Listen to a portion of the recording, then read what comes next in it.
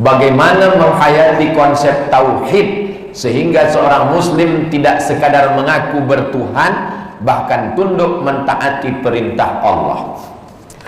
Allah yang saya katakan ya Rabb. Ketika saya mengatakan ya Rabb, maknanya tiga. Dia menciptakan saya, dia membagi saya rezeki, dia mengatur hidup saya. Ya Rabb, engkau menciptakan aku, engkau memberi aku rezeki, engkau yang mengatur segala kehidupanku. Maka ketika kita bertauhid, kita berhusnuzan kepada Allah Subhanahu wa taala. Pemuda belia suka kepada seorang perempuan, dia yang menghantar membawa ketika akan register ke university, tapi rupanya bila dah convocation, orang lain pula yang duduk di pelaminan. Maka jangan kau katakan kaulah satu-satunya di dunia, berarti kau tak bertauhid. Kau katakan Allah sudah siapkan yang lebih indah daripada ini, cuma belum nampak. Husnuzan, hubungan kita dengan Allah itu didasarkan kepada husnuzan kepada Allah Subhanahu wa taala. Dua saja dengan Allah ini. Pertama husnuzan, kedua ridha. Ridha itu apa? Kal mayyit baina ghasili, seperti mayit yang dimandikan orang yang memandikan jenazah. Macam mana jenazah dimandikan? Diambil kapas, dicucuk hidungnya, diam. Pernah menengok jenazah melawan? Begitulah kita tak melawan dengan takdir Allah selepas usaha dan ikhtiar. Kalau tak ada usaha, tak ada ikhtiar, tak melawan, itu bukan ahlus sunnah, itu namanya jabriyah. Usaha, ikhtiar, ambil buluh, ambil tali pancing, pasang mata kail pancing, letakkan umpan, letakkan. Selepas itu husnuzan dan ridha. Letakkan pancing, letakkan. Lepas itu husnuzan dan ridha. Tarik pancing, tak ada ikan, husnuzan, mungkin Allah akan ganti di tempat yang lain.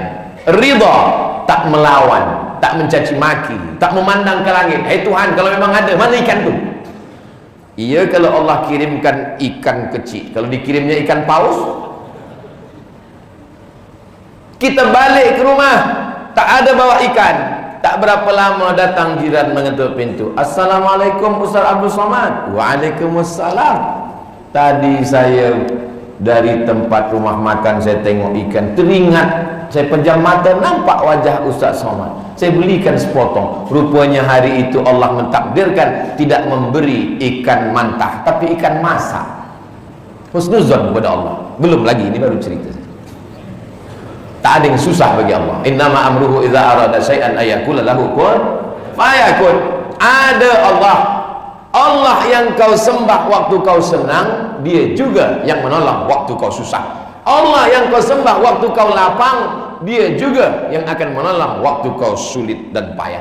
Maka itulah pentingnya tauhid kepada Allah Subhanahu wa taala. Anak-anak kita di fitnah akhir zaman ni, kita ajarkan dia tauhid, tauhid, tauhid Allah Subhanahu wa taala. Ada golongan yang merasakan mempunyai zuriat adalah suatu beban, sehingga tercetus kefahaman child free. Child, anak, free, tak ada anak, dia tak mahu punya anak. Dan yang lebih hebatnya lagi, tak mahu menikah. Saya pernah pergi tazkirah di satu corporate syarikat. Rupanya yang jemput, yang hantar balik saya tu ada satu Mak Saleh di dalam. Lalu saya tanya, are you married? Kata dia, no time. Tak ada waktulah untuk punya bini, punya anak. Prinsip mereka, kalau boleh makan satai, kenapa mesti beli kambing? Nauzubillah. Dalam Islam kita diajarkan menikah, tapi tujuan daripada menikah itu adalah punya anak. Tujuan nikah itu bukan setakat punya istri, tapi punya anak. Kenapa? ini orang-orang yang berpahaman child free ini nanti dia akan terasa bila dah umur sekarang ialah 20 30 masih sihat lagi, nanti bila dah umur 40 50 tengok orang gendong anak cucu, tengok orang dibawa anak, tengok orang disorong anak pakai kerusi, disitulah baru menetes air mata. Tapi nasi dah jadi tahi ayam, bukan jadi bubur lagi. Mohon maaf kasar cakap Ustaz Abdul Somad ni. Memang begitulah yang sesuai untuk orang yang kasar, melawan sunnatullah. Inni mukatsirum bikumul umam, saya bangga dengan kamu nanti kerana kamu umat yang terbanyak di akhirat nanti. Yang paling banyak adalah umat Nabi Muhammad sallallahu alaihi wasallam. Ada seorang Yahudi namanya Bernard Lewis, boleh dicari Bernard Lewis. Kata Bernard Lewis, tak sampai 50 tahun lagi Europe akan Islam. Itulah yang menyebabkan Islamfobia.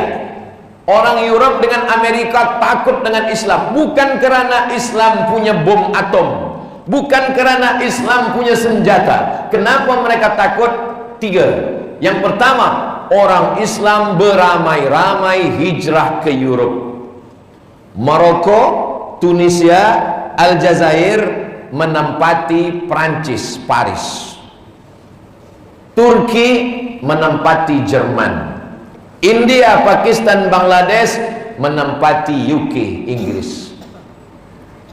Apa yang dikatakan Bernard Lewis betul-betul terjadi. Zainuddin Zaidan dari Aljazair, ramailah Europe itu ditempati orang Islam. Yang kedua, mereka tak mahu menikah, mereka tak mahu punya anak. Orang Islam makan tidur 10 anak, banyak anak, banyak rezeki, maka mereka akan bagi scholarship, akan bagi duit free sampai PhD, tetap tak mahu punya anak.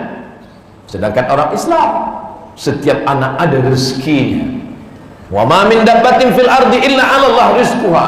Maka itulah yang menyebabkan pertumbuhan umat Islam makin banyak. Yang ketiga, mereka akan musnah dengan sendirinya, bukan kerana orang Islam membunuh, bukan kerana pedang. Kenapa? Virus AIDS, LGBT mati. Di kampung saya di Riau ada masjid raya. Di tepi masjid raya ni banyak pokok kurma, tapi tidak ada pokok kurma ni yang berbuah, semak. Akhirnya didatangkanlah profesor kurma dari Thailand, namanya Profesor Kolak. Ditanyalah profesor, iya, kenapa kurma-kurma kami ini tak berbuah? Cuba cek dulu. Dia tengok, dia research, dia dapat jawaban. Apa jawabnya Profesor Kolak? Sebab kurma kamu ni semuanya jantan. Rupanya jantan ni tak ada guna banyak-banyak. Tebang ni semua, ditebanglah kurma jantan ni, biarkan kurma jantan satu, tanam kurma betina banyak-banyak.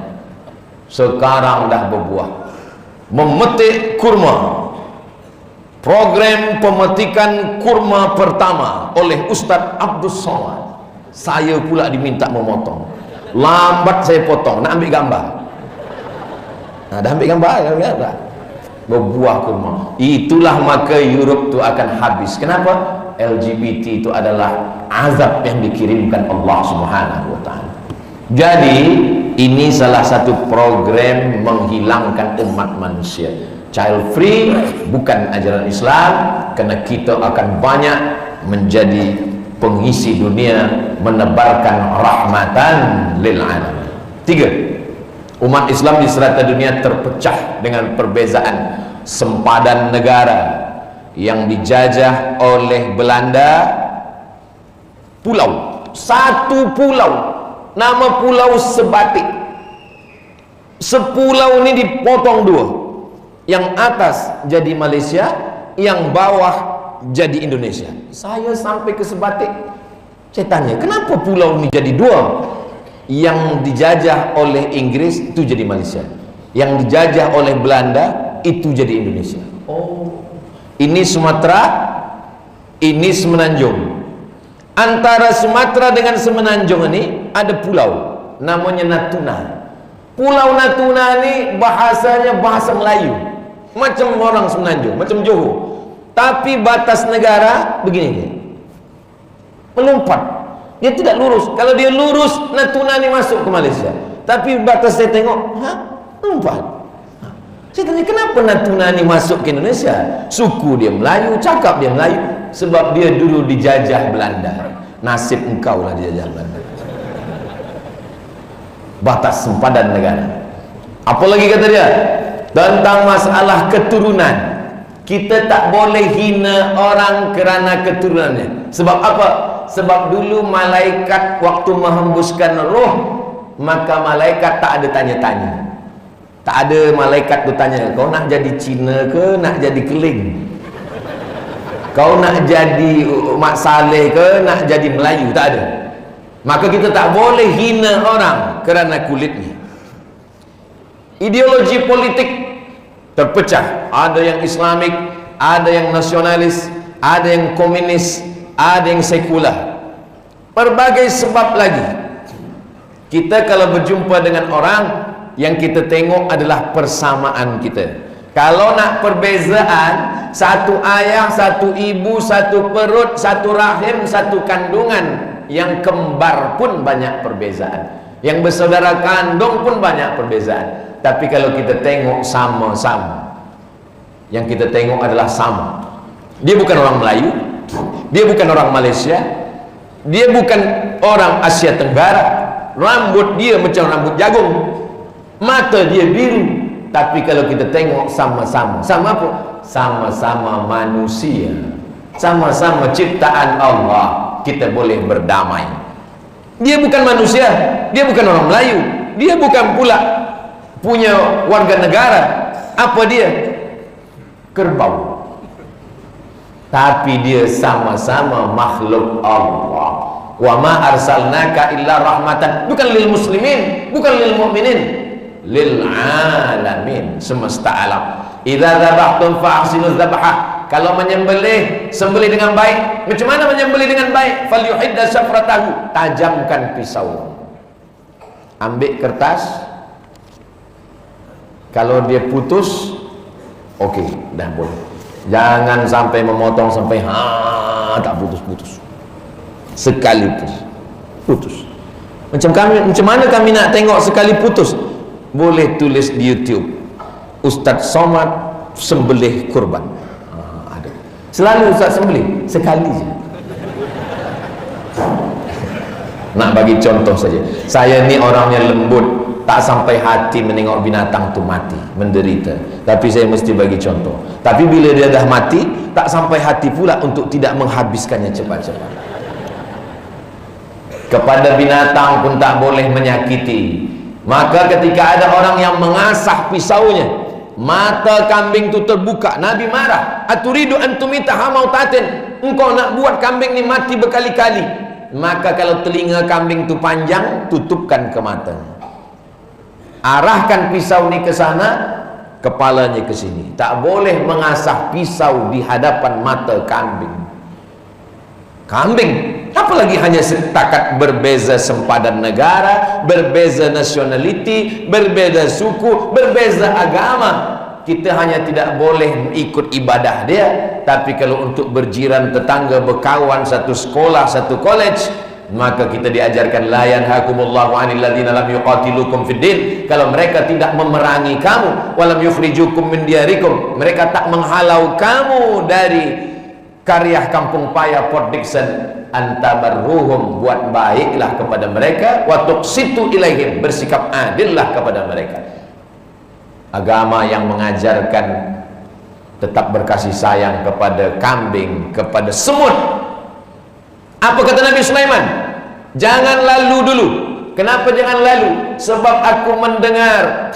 Ini nak bahaskan cerita bahasa semut ni sekarang sedang viral pula. Kata Nabi Sulaiman alaihissalam, karena Nabi Sulaiman mendengar, udkhulu masakinakum ya ayuhan nablu udkhulu masakinakum, masuklah kamu ke sarang-sarang kamu, sebab tentera Sulaiman akan lalu. Jadi sesama manusia, berbeza suku, bangsa, agama, Islam dah ajarkan itu 14 abad silam. Kita tetap boleh Malaysia Madani hidup bersama demi masa depan yang lebih baik, bukan sesuatu yang baru, ajaran yang sudah lama dibawa oleh Sayyidina Muhammad sallallahu alaihi wasallam. Last sekali, zaman serba pantas kini, masalah mental termasuk stres dalam kalangan dewasa. Stres dalam kalangan dewasa. Kenapa dewasa stres? Kenapa budak kecil tak stres? Karena budak kecil tak berfikir. Maka ada orang badannya besar, otaknya kecil. Tak sesuai antara pertumbuhan badan dengan fikiran. Mereka ni tak wajib sembahyang, mereka tak wajib puasa, mereka tak wajib zakat. Jadi bila tuan-puan ada nampak orang besar tapi makan bulan puasa, jangan marah, mungkin dia masuk golongan. Rufi'al qalam an thalathatin, diangkat pena. Abdul Somad tazkirah, tulis pena. Abdul Somad i'tikaf, tulis pena amal mencatat. Tapi ada orang yang rufi'al qalam, penanya terangkat tak menulis. 3. Anis sabi hatta yahtalim, budak kecil sampai mimpi akil balik. Anil naim hatta yastayqiz, orang tidur sampai jaga tidur. Anil majnun hatta yafiq, orang gila sampai dia sihat. Jadi bila ada orang cakap tak tentu arah, tak nak sembahyang, tanya dia, awak nombor berapa? Kecil nampaknya dah akil balik, tidur nampaknya dah jaga, tak ada yang lain, nombor 3 lah. Anil majnun hatta yafiq. Zaman sebab pantas kini, masalah mental termasuk stres dalam kalangan dewasa, bahkan remaja semakin membimbangkan, ya. Banyak yang bunuh diri sebab tak tahan dengan kehidupan. Bagaimana kita nak mengatasi masalah ini? Kembali kepada agama Islam, zahir dan batin mesti sihat, dibawa balik masuk ke masjid. Masjid diisi dengan tazkirah. Maghrib ke Isya jangan panjang-panjang, 45 menit lepas Isya tulis di hadapan number WhatsApp. Anda bertanya, Ustaz menjawab. Lepas Isya, Maghrib ke Isya 45 menit. Isnin malam Selasa akidah sifat 20 wujud kidam baqa. Selasa malam Rabu fiqh sembahyang, fiqh taharah, fiqh salat, fiqh zakat, fiqh puasa. Rabu malam Khamis akhlak, zuhud, wara, zikir. 3 ni usul dasar Islam, akidah, fiqh, akhlak. Khamis malam Jumat tafsir surah Yasin. Baca Yasin, jelaskan makna tafsirnya. Khatam surat Yasin, pindah tafsir juz amma. Sanggup bacakan kitab tafsir, bacakan kitab-kitab tafsir muktabar para ulama ahlu sunnah wal jamaah. InsyaAllah selamatlah kita, anak-anak kita daripada stres, depression, anxiety dan semua penyakit-penyakit mental lainnya. Mudah-mudahan kita semua istiqamah ala hazihin niyah. Al-Fatihah.